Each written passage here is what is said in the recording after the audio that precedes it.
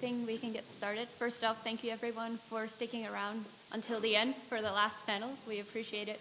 We hope you had a great day. And since the title is Changing Systems, Power, Politics, and Policy, we really are trying to bring together what we've heard throughout the day today and see how we can address the problems that were mentioned and how which policy and politics initiatives sort of can be the best way to really make that change that we've been talking about happen. So just in the beginning, I'll say a few sentences about myself. I'm Rozalie. I'm a junior here in the Woodrow School, but I'm also pursuing certificates in environmental studies and urban studies, looking at complexity of food system, which is the main reason why I'm here. And I've been with Princeton Studies Food basically since the beginning. I joined when I came as a freshman, and we've done a lot of exciting projects, and the annual conference in February has been one of the highlights. So it's great to see it all come together. So in this panel, we're trying to address, as I said, some of the really challenging questions of how to make that change happen, how to change people's opinions and ways they go about life. So some of the questions we're asking is, what do you see as the biggest challenges for change towards systems encouraging more sustainable diets? We're looking at whose money is at risk if people revise their diets. How does that affect, distribute throughout the population? Then we're looking at the Meatless Mondays concept, so we've heard a little bit about that, but we want to look at more what are the benefits, what are the drawbacks, what are the possible implementations, what are the alternatives, the variations. So you'll hear the panelists talk about that, and we encourage you to ask questions and come up with your own points. And then we also want to focus on scaling up from grassroots movements. How can change be scaled up to national and international policy initiatives and politics, and then bring it back down to what sort of students can be researching, not just at Princeton but around the world. How can students make that change more pervasive? So we have three panelists here. I hope you got a chance to look at their bios, but if you didn't, they're on the website, they're on your registration site, so I encourage you to do that. So we have Sarah Schindler here, who is the visiting research scholar at the Woodrow School and the program in law and public affairs at Princeton. We have Miriam Nelson, who's the director of the Sustainability Institute at the University of New Hampshire. And we have Tim Griffin, the director of the Agriculture, Food, and Environment program and the associate professor at the Friedman School at Tufts University. So these three will each have their own presentation and then participate in the Q&A that we hope you all will make happen. But we also have with us today two special guests. We have Elizabeth Kucinich right there, who has participated in discussions before. She has worked in the area of food nutrition and agriculture for many years, and her roles have ranged from the Director of Government Affairs in the Physicians Committee for Responsible Medicine, with a focus on prevention and reversal of disease through plant-based nutrition. But she's also, for example, she's been the executive producer of GMO OMG, which is an award-winning documentary, and she's also the producer of Organic Rising, which is a document that documents the entire food systems and shows the necessity and reason for organic approach. So I'm sure she'll be able to answer a lot of your questions that you come up with throughout the panel. And we have another special guest here, who is Tessa Lewinsky-Desmond. Sorry if I mispronounced it. And she's the director of the Committee on Ethnicity, Migration, Rights at Harvard University, and she teaches a course called The EMR of Food, How Ethnicity, Migration, and Rights Are Parts of the Food We Eat. And she comes to food studies with her PhD in multi-ethnic literature, and currently she is most interested in the stories that people think they know about food and how these stories shape the ways they eat. So again, feel free to direct some questions at her. So let's get started with Miriam Nelson, who has a presentation for us. Thank you very much. It's a pleasure to be here on this campus. Last couple of days I was at Iowa State University, so very different, and this morning I was in Des Moines, and I flew across many of those cornfields, and so this is really, I feel like I watched it all happen beneath me this morning and now being here today. So I also want to make one more disclosure, and that is Tim and I are actually very, very close colleagues.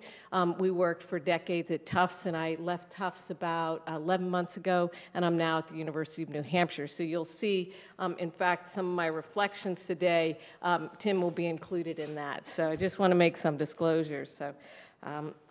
So I've had the good fortune to be involved in nutrition now for 3 decades. I have 3 degrees. I started out as a nutritional biochemist and exercise physiologist, did closely controlled clinical trials, saw that exercise and nutrition were good, but nobody was doing it, then worked in communities, saw that we could actually change communities, and then really realized that we couldn't do that on a larger scale until we thought about systems. And then once you start thinking about systems, you'll also have to think about policy. So my scholarship and engagement has really shifted over the years, and that's why I like academia, because you get to continuously learn. So I'm going to be reflecting on some of my experiences in the dietary guidelines. So I'm not sure if all of you know, but we have dietary guidelines. They're federally mandated. Ironically, when I worked in the U.S. Senate as a postdoc for Senator Leahy, I worked on the legislation that actually mandated this, which was the Nutrition Monitoring Bill in 1990.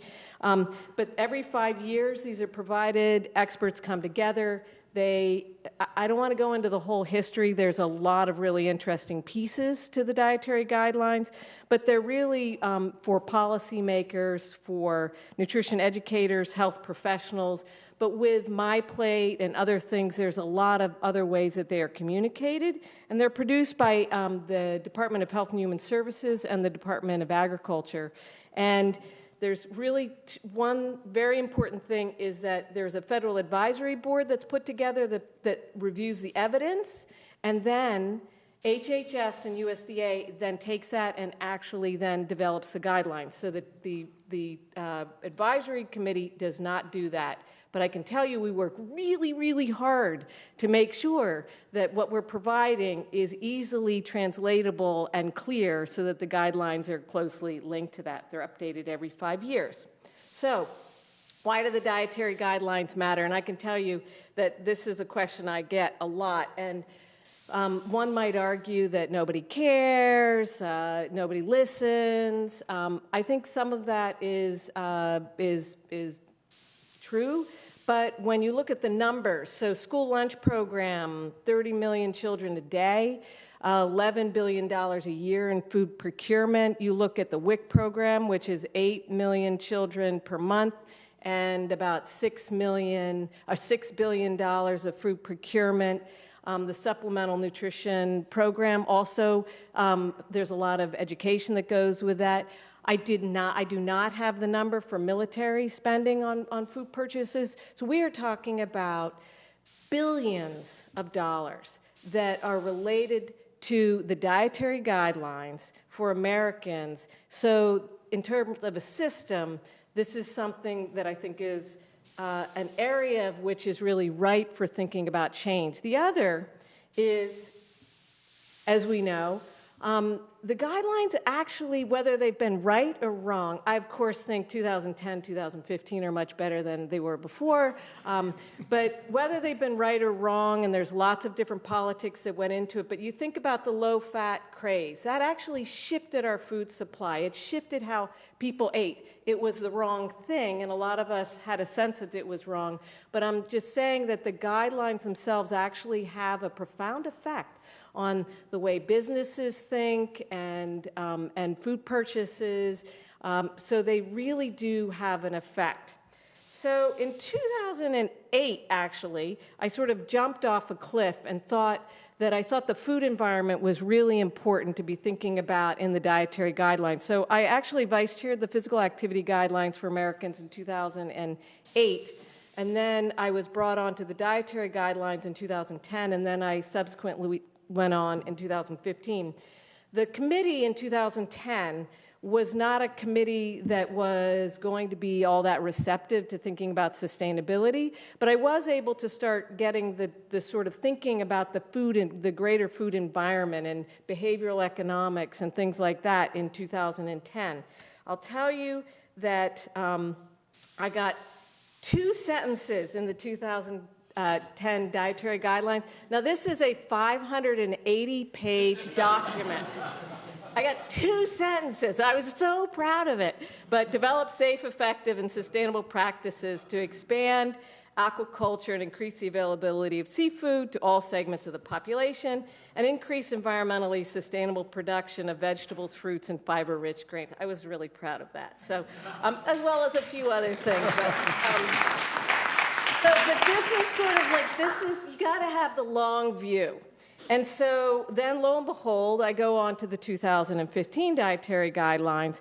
And I'll tell you that it's a long story, but there were some elements that were in place where we were able to develop the subcommittees, which is, I'm getting into some policy pieces, but in 2010, our subcommittees were set. In 2015, we were able as a committee to develop them. And long story short, I was able to sort of bring up this topic. And what was critical to the whole part of us being able to do this was linking food sustainability with food security. Food security has always been central to the U.S. dietary guidelines since the very, very beginning, in terms of children's health and in terms of military readiness. And so food security was critical, and the critical element was now and in the future. So having a future, sort of thinking of a time sense here. So we were able to sort of develop this and anchor it into, have it to be in scope. I'll tell you that the work, anybody that followed this may not realize, but our work, we were allowed to do our work without any political pressure with our Dietary Guidelines Committee. I was fortunate in that I brought Tim Griffin on as an advisor, as well as Mike Ham from Michigan State, to help guide this work as well. The politics all came afterwards. So, I don't know, we had maybe 130 questions of the dietary guidelines looked at. We do it as question-based, and then we have a nutrition evaluation library. We have incredible staff from HHS and USDA that help us. We have one question on sustainable diets, and that was, what is the relationship between population-level dietary patterns that promote health and long-term food sustainability? So we were looking at the confluence of a healthy diet and a sustainable diet, which was really critical for being in scope. I'll tell you, we had so many other questions we wanted to look at. We also did look at 3 other fish questions. I'm not going to be talking as much about that today. So our major conclusions with 15 really high-quality, low-bias studies, and this all sounds so simplistic, but it was pretty novel for what we were doing, was that a dietary pattern higher in plant-based foods, such as vegetables, fruits, whole grains, legumes, nuts and seeds, and lower in animal-based foods is more health-promoting and is associated with lesser environmental impact than is the current average U.S. diet. What was really important here is this was Chapter 5. Chapter 2 did not look at sustainability, was just looking at a pattern of eating, and came up with the same conclusion about eating less animal-based foods and more plant-based foods, and of course, less sugar and things such as that. So what was the response? Well, the response while we were doing our work, I mean, it was pretty quiet. We were amazed, like, is anybody listening? And what we saw was it wasn't really until the end, and I think some of this is, I think some in the industry was hoping it was going to be taken out before the technical report came out. But what was fascinating is that we had 30,000 public comment, whereas in 2010, I think we had 1,200 public comments. So we had 30,000 public comments, 8,000 unique, because there were a number of campaigns. 80% were in favor of sustainability in the dietary guidelines. We had unprecedented press coverage. The Ag Appropriations did a rider to instruct the USDA to not include sustainability in the actual DGA. The early responses were from USDA and not HHS, but in the end, HHS and USDA secretaries came together, and before a federal hearing, they made it clear that sustainability would not be in the 2015 dietary guidelines. So a lot of people will say to me, gosh, you must have been so sad. Well, I think we were bummed. We were bummed. We worked really hard. But what was amazing was that this was a tripwire that really brought a lot of players together. We had My Plate, My Planet, which came together and did a full-page New York Times advertisement. I don't know if that's right, or a PSA. The Washington Post, they also put it there. So this was My Plate, My Planet campaign that really was energized. We also had Hands Off My Hot Dog, which I don't know, I'm sorry about this governor here, but anyway, we had cartoons in the Washington Post. There was just so much. Then I was raked through the coals by Secretary Vilsack, who, when he said folks, it was really me, that the folks who put those reports together have freedom. They are like my 3-year-old granddaughter. She does not know how to she does not have to color inside the lines. And he said his 5-year-old grandson, who was a little bit more mature, is learning to color within the lines, and I'm going to make sure that we color within the lines. So that was really a good classic one. So, I mean, this was amazing to watch happen, and as a committee member, I really couldn't get in the fray. None of us really could, because we didn't want to look like we were political. We were just trying to do the right thing. And so in the end, who won? Well, I do think that the Cattlemen's Association, and I don't want to single anything out, but there was a lot of pressure that was put to bear, just like tobacco, in that they were discrediting the science, they were discrediting the scientists, and they were deflecting the issues away from really what was central. And this is what we see with this type of trying to discredit good science, and that's really what was happening. And so the thing is that I really actually feel like we won, though, because we were able to get this into the technical report. We felt it was critical for long-term food security. We felt that it energized a base that had not been there before. Many of those 29,000 public comment, the 80%, were from corporations and companies that were talking about how important it was to be starting to think about sustainable diets. So the work now is about making the legal case, the economic case, and the public health case of why sustainability should be in the dietary guidelines. The political climate might not be the right place right now, but the Netherlands, Brazil, the UK, Scandinavia have all done this, so we are not leading this. So I really think when we think about this systems, we have a huge opportunity with the guidelines, and it was really a pleasure and some of the most fun work that I've ever had to do, and I've gotten to meet a lot of people in this room since doing that work. So thank you very much.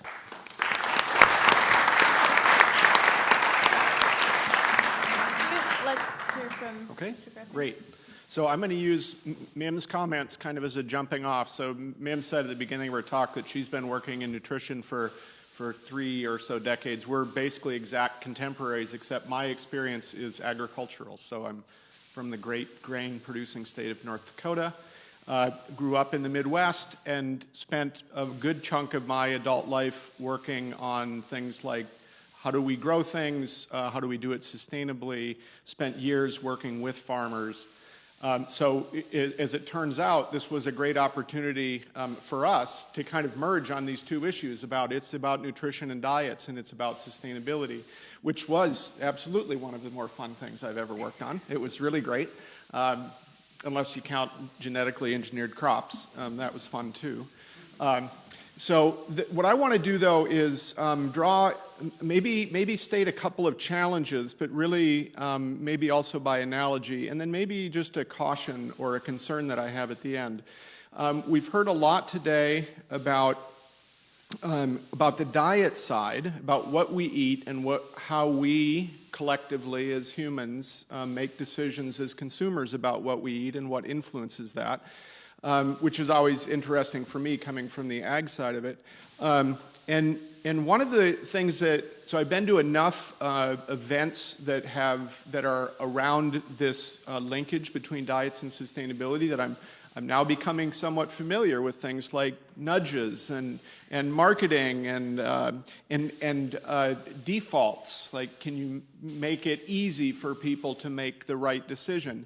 I realized today as I've listened to that I'm not sure I've ever heard a similar discussion, thinking now about things like policy for the agriculture side of this conversation. So I guess I would challenge all of you, including the students that are here, to think innovatively about policies that make the default for farmers or ranchers have those kinds of sustainability outcomes, which includes economic sustainability. So it's just really something I have not heard about. We hear in many cases what I would characterize as overly simplistic agricultural policies that might end up nudging what people eat. And not to characterize too harshly, but the idea around subsidies for corn being the cause of all of our ills would probably fall into that bucket. To me, the food system is very complex, and it's unlikely that it could be that simple. But these ideas that we're talking about on the diet and consumer side, I think are really, really interesting. And now I'm thinking about what would that look like on the farmer side, on the production side of the equation. And obviously, since I bring it up kind of as a question, you might guess that I do not have the answer. But now I'm thinking about it in that way, rather than, in some cases, kind of policies that are somewhat punitive. We do have maybe a tendency. So we had one of the panels before lunch that had some of the producers on it. I'm always excited to see farmers in the room, and it gives us that personal connection, especially here in the United States, where much of our food is produced. We have about 2% involved in farming, but the majority of the food supply maybe comes from less than 0.5%. It's really easy for us as consumers to abstract farmers. And then if we abstract them, it's much easier to cast the blame and say the sustainability problems at the production level is all because of decisions they're making. So that's my students are likely sick to death of hearing me say that, but it's something that we need to keep in mind. So if you think that's the case, or if you disagree with what farmers are doing, you should go talk to them, is my advice to my students, including, where you were this morning, right, in Iowa.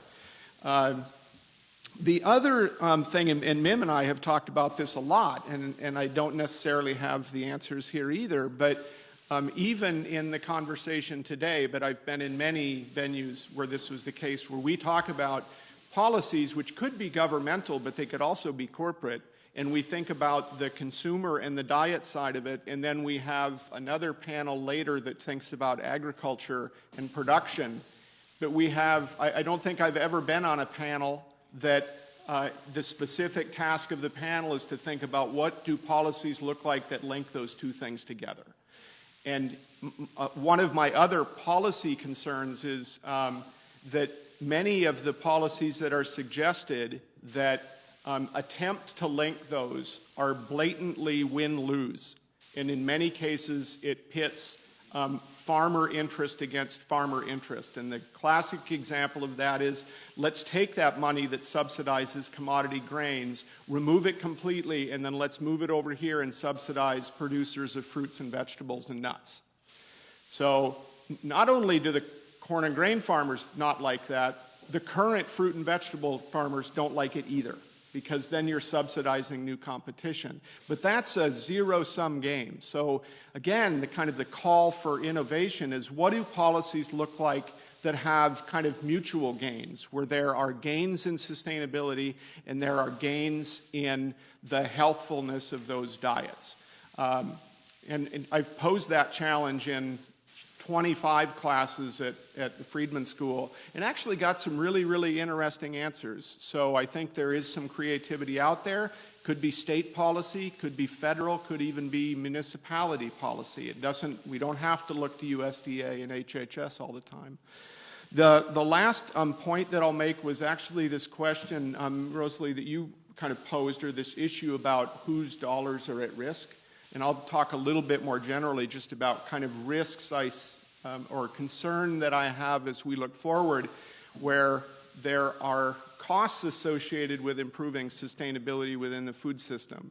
And if that increases the price of food, then we need to also be thinking about who suffers as a result of that, on the consumer side and on the farmer side. So kind of what's an equitable distribution of costs going all the way from farms to consumers, if we're willing to pay for improved sustainability, is kind of another point that I make to students a lot. We have to keep those things in mind.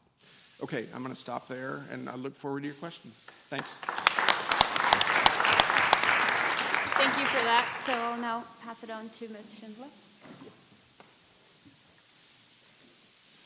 Hi. All right, well, thanks for having me.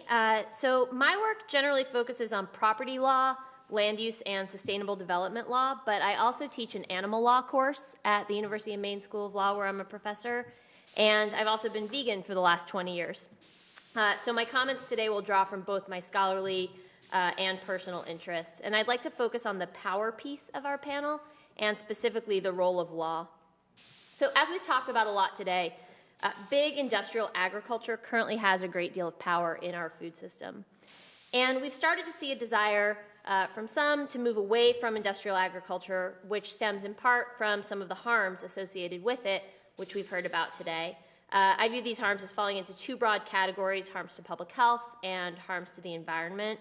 So from the public health side, we've got food insecurity, which we've been talking about, food deserts, obesity. From the environmental health perspective, we've got the fact that industrial agriculture is oil intensive, often uses monocultures for plantings, and of course a huge piece is the animal welfare and other concerns associated with factory farming. So research suggests that at least some of these harms can be alleviated, at least incrementally, as more people start to grow their own food and have access to food that's grown locally. And one of the biggest challenges that we face in trying to move toward and encourage a more sustainable food system is that there are currently a number of laws in place that prevent people from being able to eat as sustainably as they would like. And while we often think of food policy at the state or the national level, things like the Farm Bill or the provision of food stamps, a lot of it actually relates to local regulations and specifically to municipal land use ordinances. So a number of local governments, especially those that we might think of as thought leaders, has started to develop an interest in adopting ordinances that further sustainability practices. So in addition to things like green building requirements or bans on plastic bags, some of these cities have started to enact policies and ordinances that expressly allow for urban agriculture and that promote local foods. So places like Seattle and Portland, Oregon come to mind. However, the status quo in many communities prohibits individuals from engaging in urban agricultural activities, including things like producing and consuming local foods. So a few examples. In most localities, unless there's some sort of agreement to the contrary, individuals can't grow food on public property or property that's owned by someone else. So maybe you see a vacant lot in your community and think that that would be a great place for a community garden. You're out of luck unless you can get permission of the lot's owner. There are also a number of municipal ordinances that prohibit an individual from growing vegetables or other productive plants, or from engaging in permacultural type activities on her property. So these include things like local nuisance laws or weed ordinances that limit the height of plants or the type of vegetation that can be planted in an area. And these ordinances have generally been interpreted to require people to have the neat mowed front yard that you might be accustomed to seeing, and to prohibit things like front yard vegetable gardens. Some localities also have bans on gardening or farming in certain residential zoning districts. And many zoning ordinances outright prohibit people from keeping farmed animals, such as chickens, which they might want to keep for eggs, or goats or honeybees in residential areas. There are also a number of restrictions on retailing and the ability of people to purchase and consume local foods in their neighborhoods. So these take the form of limits on farmers markets or farm stands or pop-up restaurants. So these are all examples of local prohibitions on sustainable food practices, but there are also, of course, important federal and state regulations. So first, I want to point out that there are no federal regulations governing the condition in which animals are raised in concentrated animal feeding operations on factory farms. And also, the CAFOs, these factory farms, are often exempt from state-level anti-cruelty laws. Further, meat that is sold generally has to be USDA certified and slaughtered in a certified slaughter facility.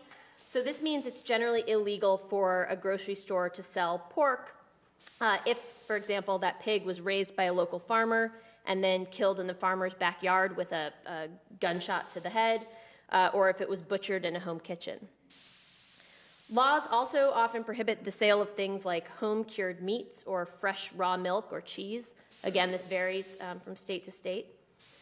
Now, some of these laws have their foundations in health and safety, and I don't want to brush that aside because foodborne illness is a real and important problem, but some of these laws are based in outdated norms, as we've been talking about today.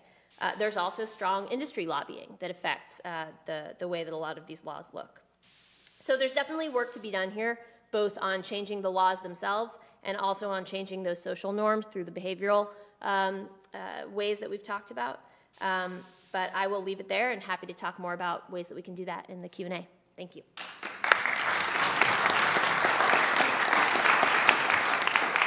Thank you very much. So we've heard a lot from the academic standpoint as well as the practical, how laws are being made and how things are done. So I encourage you all to come forward with some questions.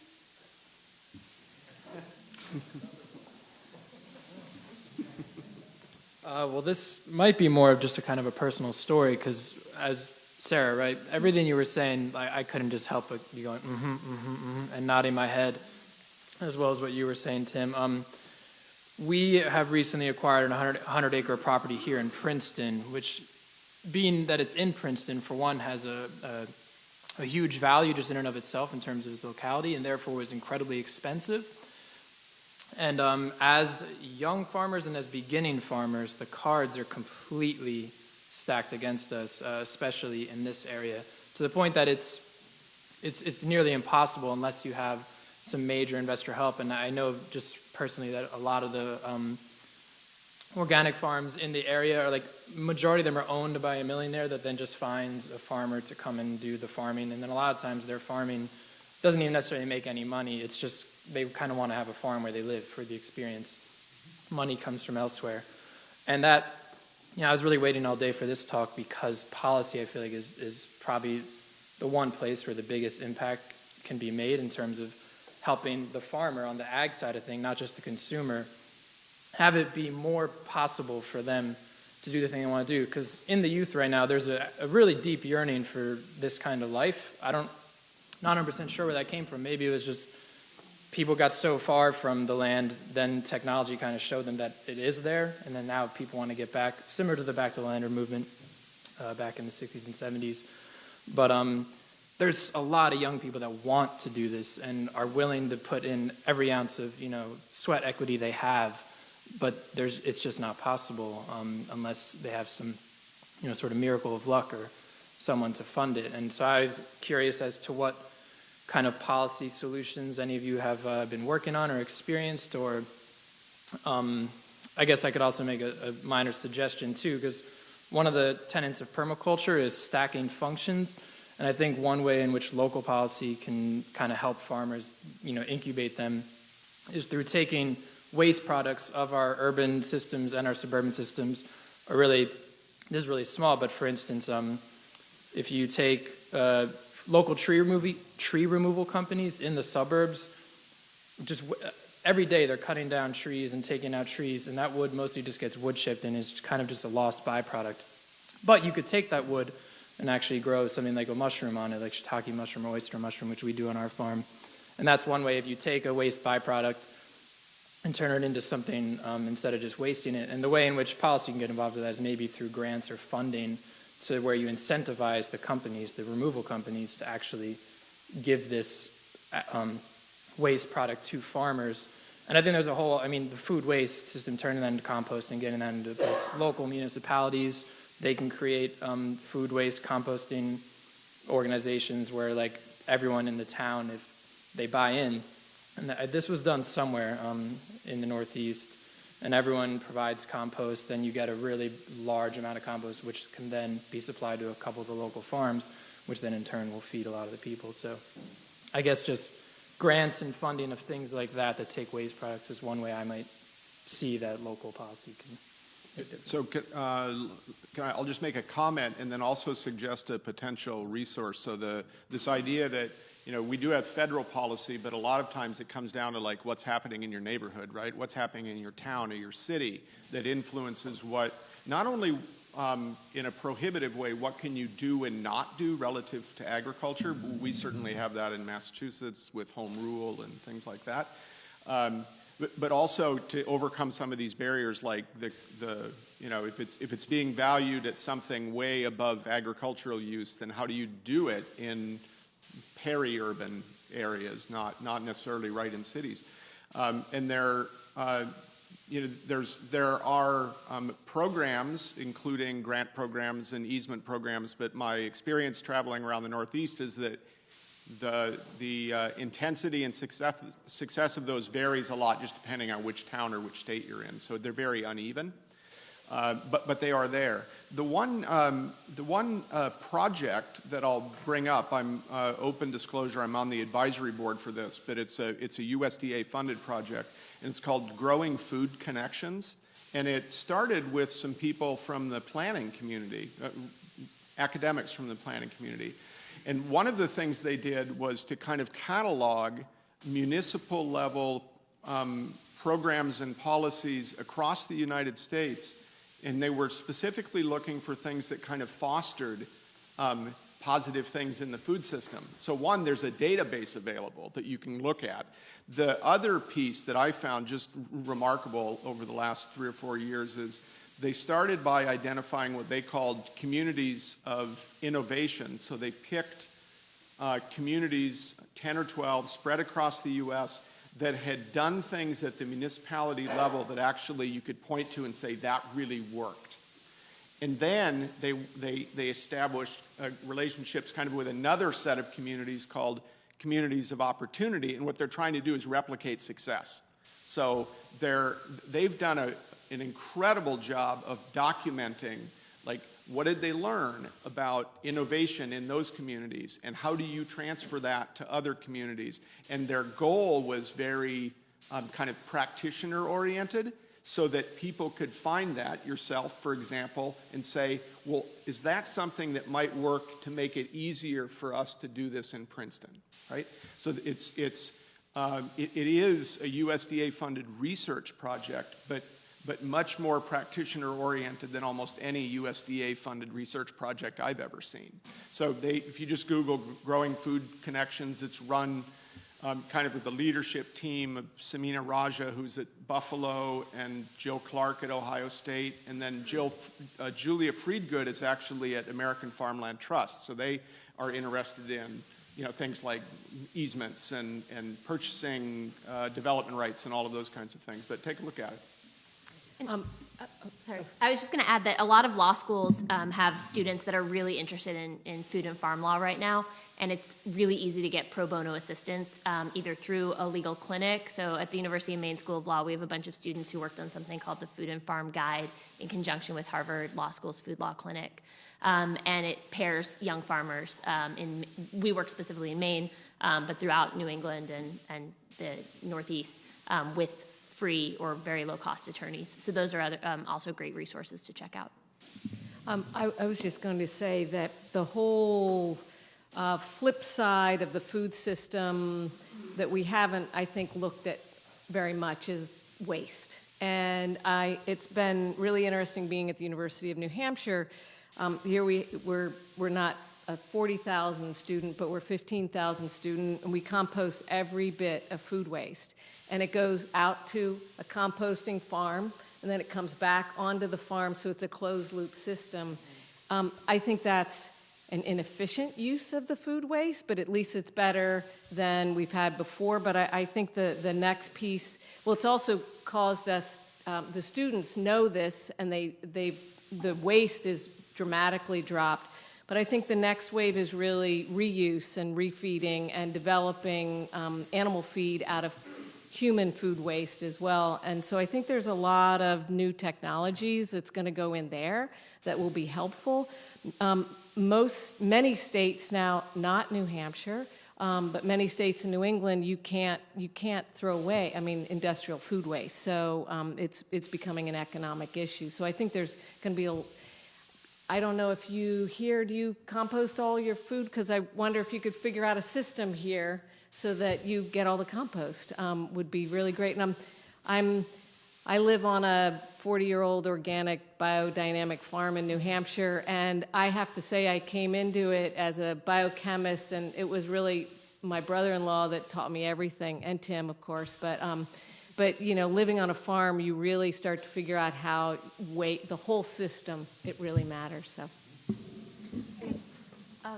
Go ahead. I was going to say, I think too that there's a larger cultural shift, right? So I lived in Madison, Wisconsin, where I had a flock of backyard chickens. And I moved to Cambridge, Massachusetts, where I'm not allowed to have a flock of backyard chickens. And when I talk with people in Cambridge, Massachusetts about having backyard chickens, they sort of are aghast at the idea of chickens in the city. Wendell Berry writes about a hallmark of modern life being our disassociation from the land.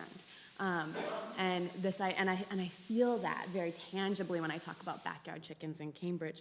And I think that there's a way in which we should make a move to reclaim backyard gardens in a Victory Garden-esque way as a civic engagement project, right? And civic engagement is a buzzword on university campuses.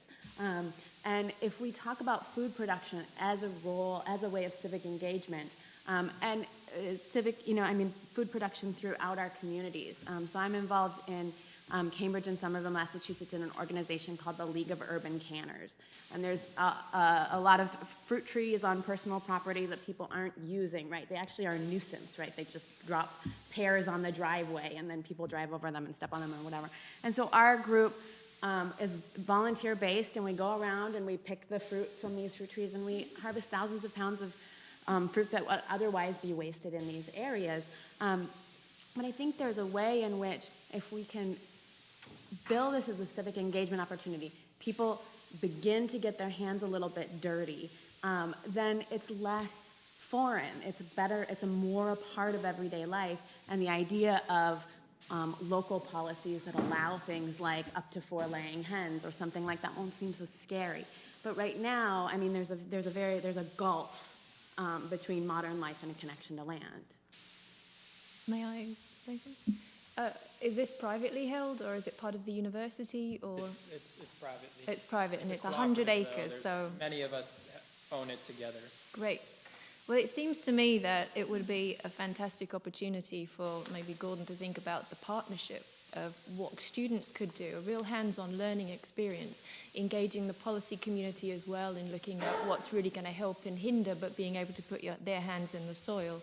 And then potentially maybe the university, I have no connection to it, could look at then the tax offsets of being able to support something like that, looking at the real draw that having a farm to university program would have with regards to their economic revenue that could support yours, that they could be the primary purchaser of the products that are coming off your farm so that you have immediate income, that they might be able to invest so that you have startup money.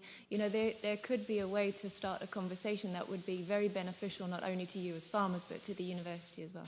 A forward contracting would be fabulous for you.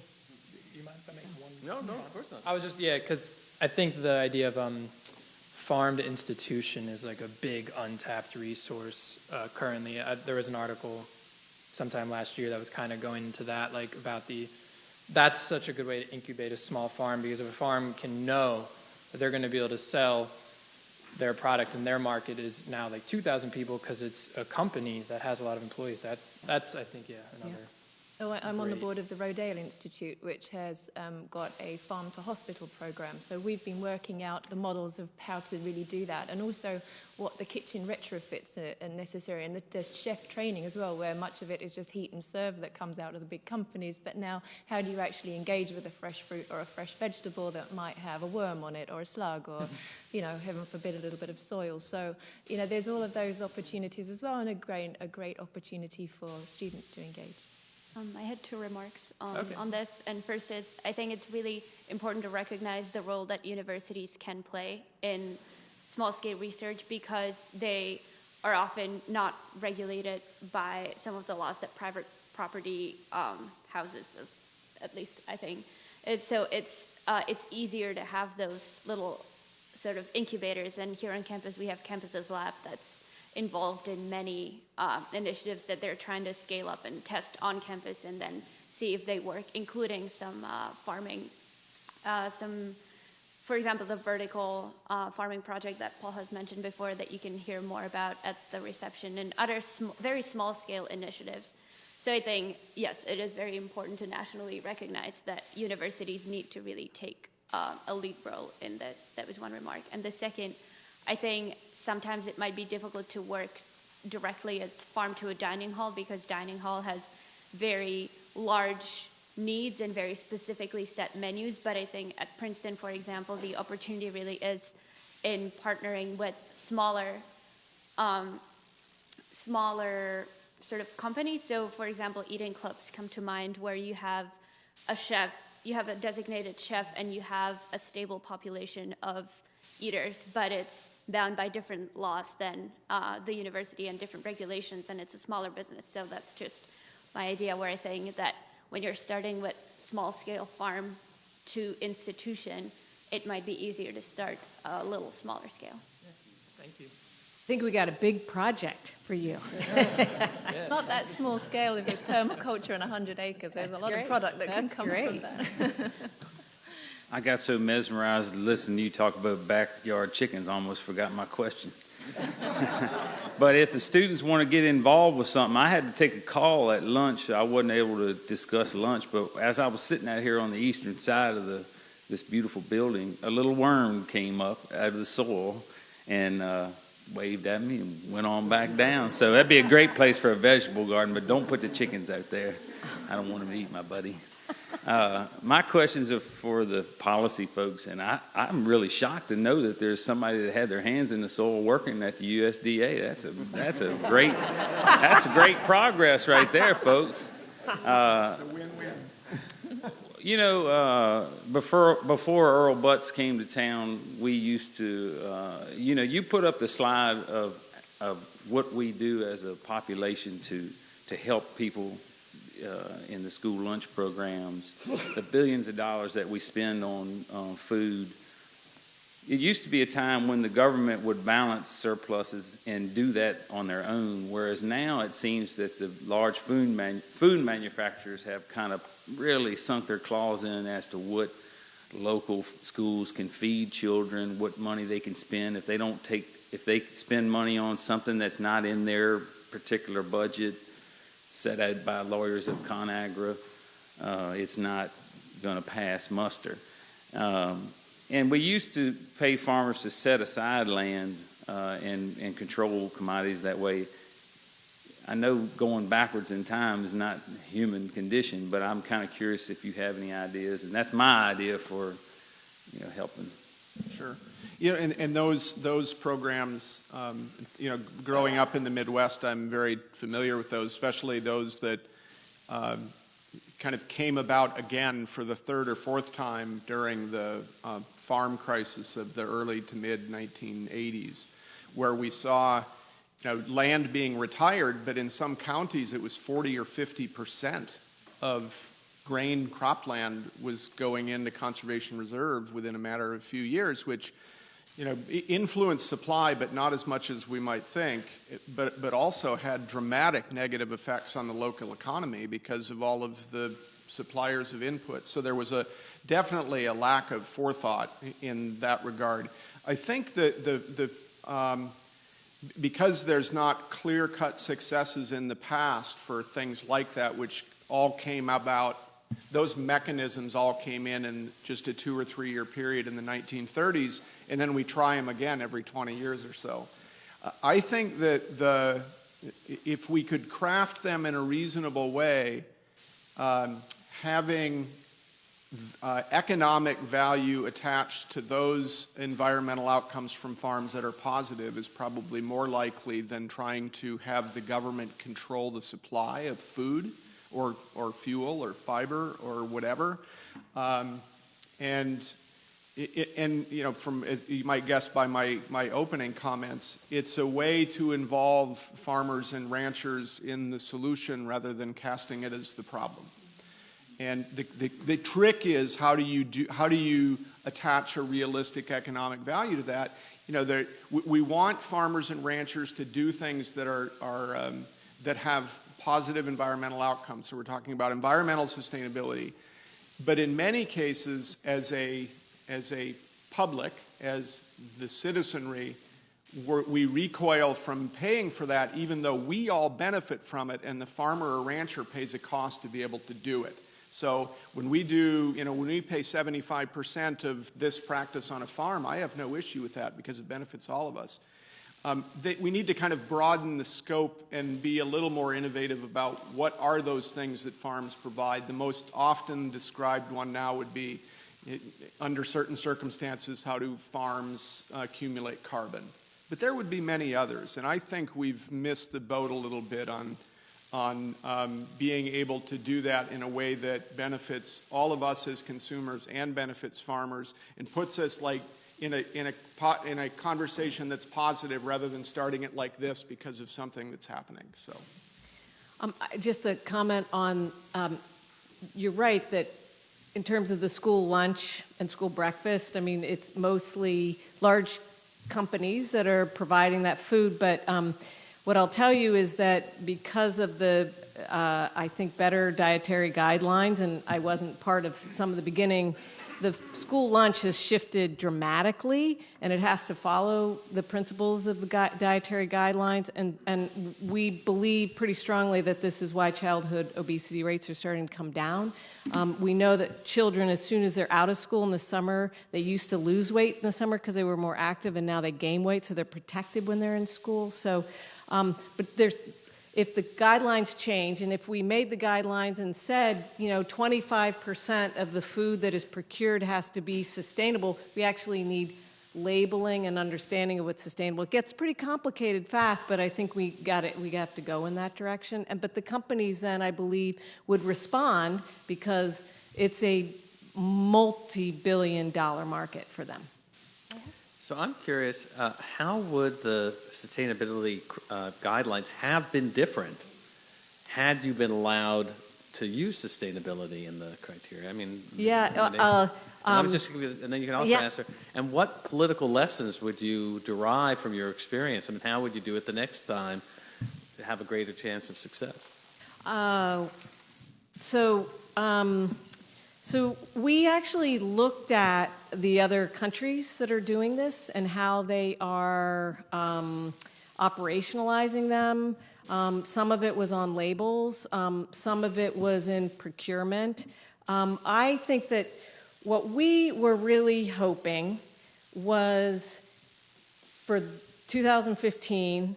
I mean, I have to say, I thought it was remarkable. Every time we had a public meeting, we thought we were going to be told we couldn't work on this anymore. So I'm telling you, every single meeting we went to, we thought that was going to happen.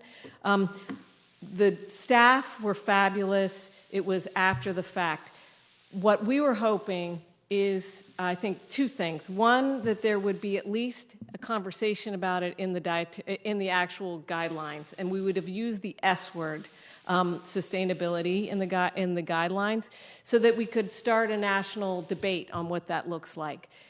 We started it even though it didn't get in the guidelines. The other piece is where I believe that there was the USDA and HHS was leading it. I believe that they followed everything that we said. I mean, everything, the added sugar limit, everything. They caved in on the meat.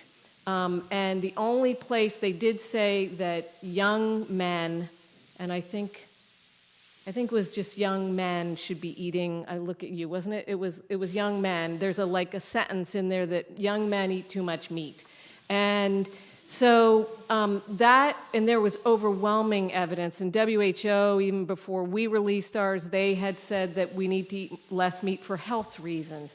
So we were just really disappointed in the meat piece from a health, and it's both. I also say milk.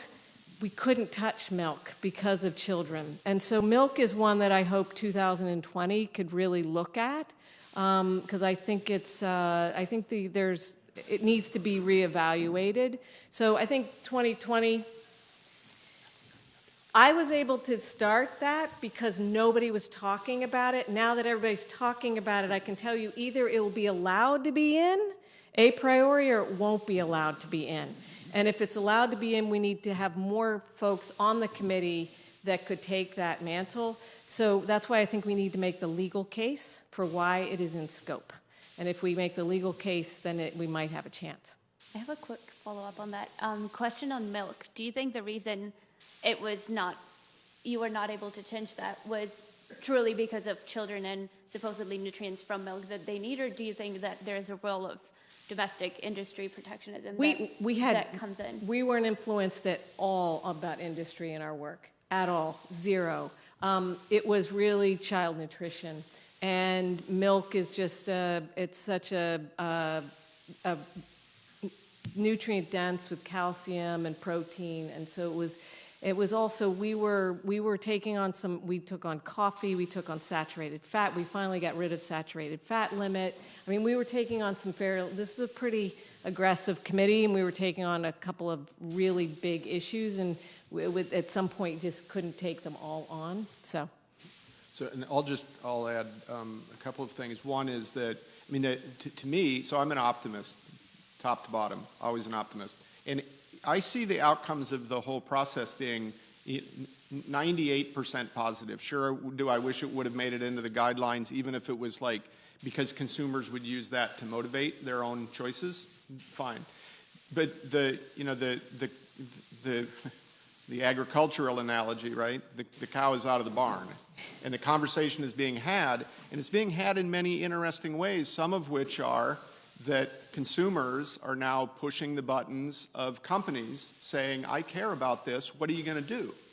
And if that becomes the majority of how we get positive change affected, then I'm okay with that. It wouldn't have to be in the dietary guidelines if that was the case. So I'm very optimistic about that. We'll see where it goes in 2020 as part of that, or leading up to 2020 as part of kind of the formal policy construction, whether it's a piece of that. But there's 1,000 other things going on now that are, in total may have a bigger effect than is it in the guidelines or is it not. So going on that, I like to learn from the inside of systems. So I've been the Director of Policy at the Center for Food Safety, looking at industrial agriculture, drugs in meat, antibiotic resistance, pollinator protection, all of those kinds of things. Looking at regulating industrial agriculture as if it were a really polluting factory, as other industry would be. I've been the Director of Government Affairs at the Physicians Committee for Responsible Medicine, looking at the prevention and reversal of disease through plant-based nutrition, and understanding quite intimately how Congress works and what people listen to. Much of what I find is that we need to be changing our language. We care about sustainability, but are there other trigger words that constituencies might listen to a little bit more favorably, rather than sort of shut down if we talk about climate change, or if we talk about the environment, or even health potentially. So maybe looking at the point of language. And then seeing which groups are at the table and which groups are not represented, which voices aren't. So we've got massive lobbying groups, obviously, with the major industries. But I've been working to help to create the Plant-Based Foods Association, which is a trade group that represents companies that produce product that replaces meat, eggs, and dairy. So that was launched last year, and that's growing. So that's one voice at the table. Also worked with the Rozalie Institute last year to create the Organic Farmers Association, which is the first national organic farmer group to bring just organic farmer voices to the table. We've got other organizations who are doing great jobs around organic, but aren't necessarily just representing organic farmers. So that's another way, is to see which voices are not at the table and then create the venue so that they can speak in a group. Looking at the municipal and the state level, true cost accounting is a very real thing. And if we can talk in terms of economics, looking at, as I've mentioned before, the skewed numbers regarding what is cheap food and what's expensive food. Cheap industrial food is actually extremely expensive to society on many levels, from public health to the environment to just general cleanup. And I was introduced to speak in Des Moines a few years ago by the mayor there, and I was extraordinarily surprised by how he introduced the topic of industrial agriculture. I thought he'd probably be in a tank with whoever it was within the farming community with Big Ag.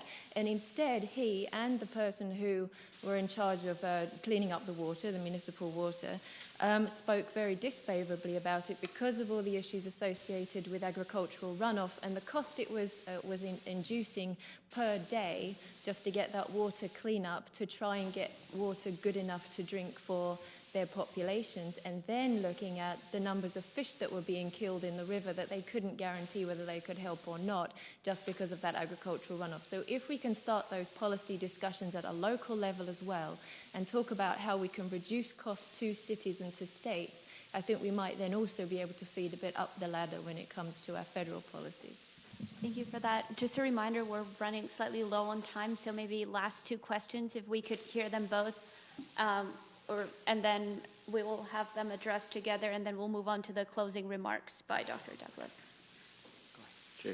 I'd like to share the work that I'm doing and see how we can make this be a larger national model. I work on an organic vegetable farm and with the Greater Berks Food Bank in Berks County, Pennsylvania, and also a former Rozalie Institute employee. Pennsylvania Department of Agriculture put $1 million into the Pennsylvania Agriculture Surplus System Act, and that distributed $1 million across the state, and Berks County got $35,000 to purchase surplus fruits and vegetables from local farms. So I've purchased 113,000 pounds of surplus fruits and vegetables and distributed it to 7,000 families. This is food that would have gone unharvested. It was a lot of kale because I guess kale became uncool over the past year. And we're reducing food waste, we're paying farmers, and we're increasing access to food for people that can't get kale and heirloom tomatoes.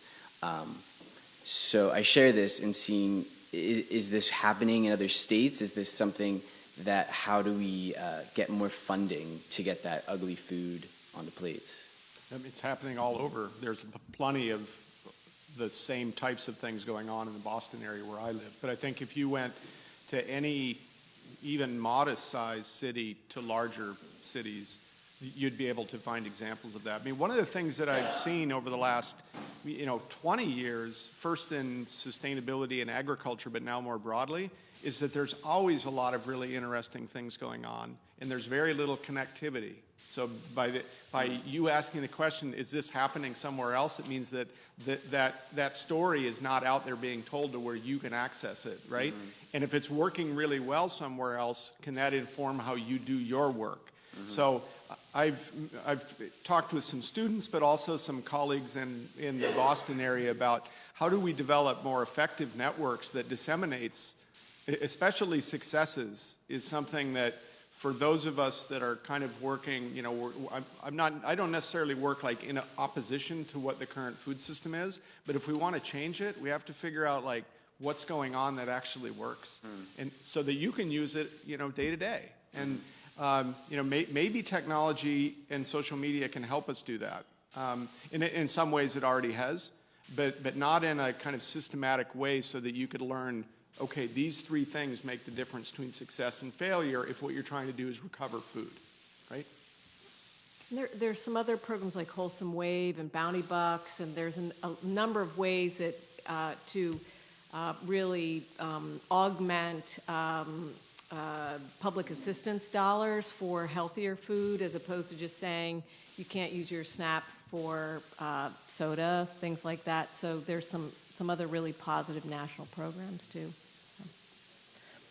Thank you. Professor Griffin, I had a question for you about your question regarding how we monetize this issue, or how we think about monetization for consumers. And I think that despite Elizabeth's example of the water cleanup, most salient monetization issues come to how much consumers are paying or how much businesses are paying, not how much a government is paying, because people and companies are more aware and more willing to speak out about those things. And so it's much harder to monetize environmental impact in that way, even when toxic waste sites aren't even being put back on the companies to pay for. What I do think is much more salient is public health issues, and there have been some incredible moves forward with the Affordable Care Act and with Kaiser Permanente's recent policy changes that are showing that both insurance companies and healthcare providers are being incentivized to change what they're feeding, change what they're doing in regards to food supply or consumption in order to motivate savings. And so is there an opportunity for a partnership between the sustainability community and some of those public health organizations to actually show the monetization and the trade-off to say, yes, local or organic or plant-based will increase the cost of your meal by 10 cents, and it'll decrease the cost of your healthcare bill by $100. Yeah, or decrease particular environmental outcomes, right? So all of those are there. And that's actually kind of the basis of the comment that I made about distributing costs equitably across the supply chain, but also, there are direct benefits from both sustainability and these health concerns. And how do you distribute those benefits across the supply chain? So if Kaiser Permanente wants more of certain kinds of food, but they also want those foods produced in certain ways, that's a gigantic lever that they can pull. And you can at least visualize how some of those benefits go back to the people who produce the food. So I've been in conversation with companies, small ones, larger ones, and particularly those that work across a whole bunch of supply chain nodes or functions. And one of my questions to them always is, you talk a lot about sustainability, but how do you translate that benefit to the farms that are your suppliers?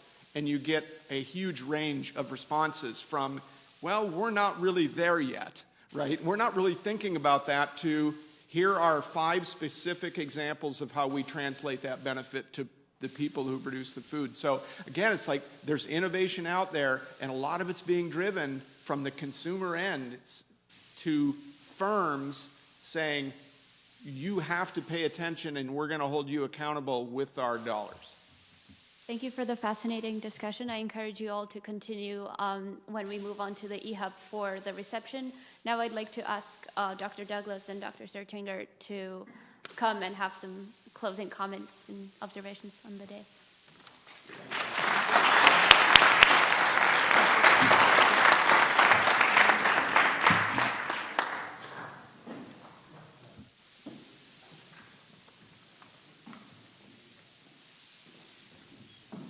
Yeah, Tim and I just want to make a couple of closing comments, and then we will all walk to the eHub, which is 34 Chambers Street. You can sort of follow the crowd, or you can just go out here, go to Washington Road, go up to Nassau Street, make a left turn, take your 4th right as Chambers Street, and go about a block down the street. It's on your left. Should we write the address down? What is the address? 34. 34.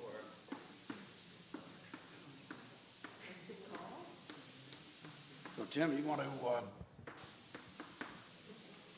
Well, I was going to just say a couple quick things, because Dan Rubenstein wanted me to point out that we voted for we were all very happy with a very low-meat diet. at lunch today, and he wanted to point out that that was a basic result of the polls, even from the percentage of meat in the ultimate meatballs, the balls we used were pretty small, so that was a good finding.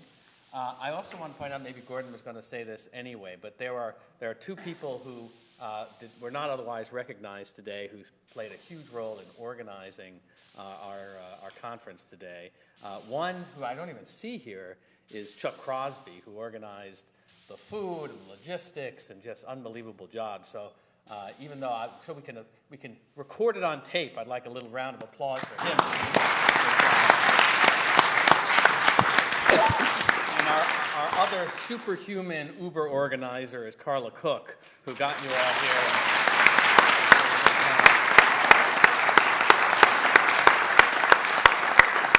Does our website and all those other things. So that's really all I want to say. Let Gordon speak, but it's been a real pleasure having you all here and getting to meet many of you, and an exciting discussion, I think, and a lot of consistency, really. I mean, the advice of the behavioral psychologist was pretty much the advice that the private companies and WRI are using, and so I saw there was a lot of consistency, maybe because of who we invited, in the substantive evaluations of topics.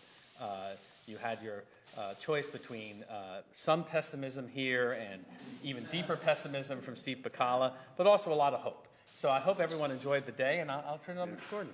Good. Thank you, Tim. We should thank Tim for being the leader of this effort, and he's worked, part-time at the World Bank, part-time at the World Resources Institute, and part-time here, and yet he's able to pull this off. So, Tim.